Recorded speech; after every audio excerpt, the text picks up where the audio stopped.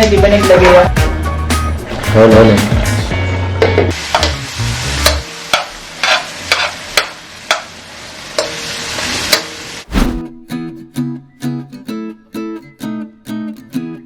So, ito na yung pork. Lalagyan natin ng ginger. Okay, now I need to put ground black pepper, paminta, salt,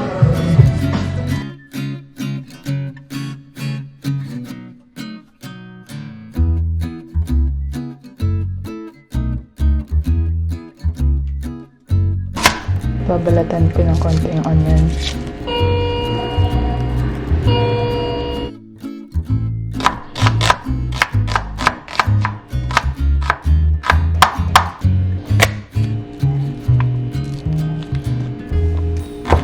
Now, I'm just slicing the garlic.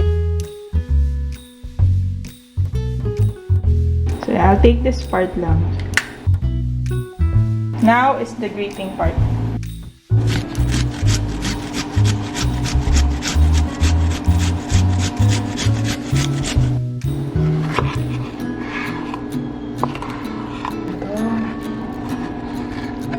Okay, ngayon ay sili naman.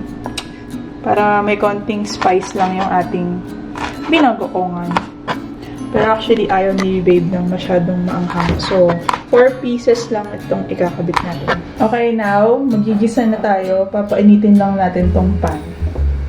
Okay, pwede na tayo maglagay ng oil.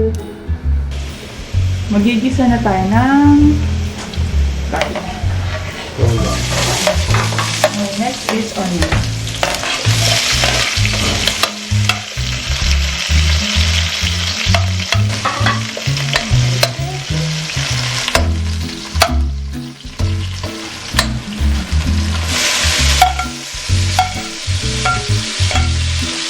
Kailangan lang na maging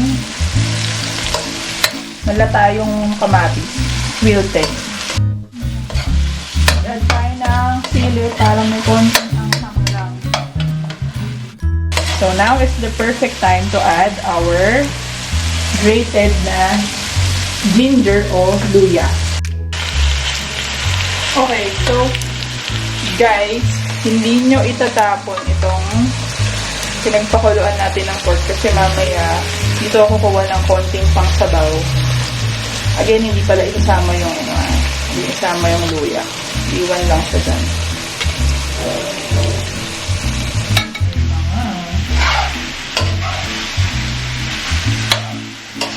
Okay, now ilalagay na natin yung ating bagoong. My God, tumatalsik na siya.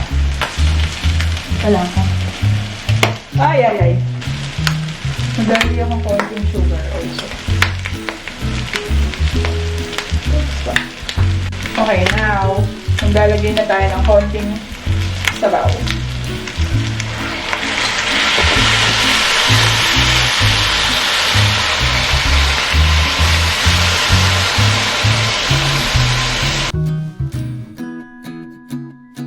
And then now, mag-a-add tayo ng suka.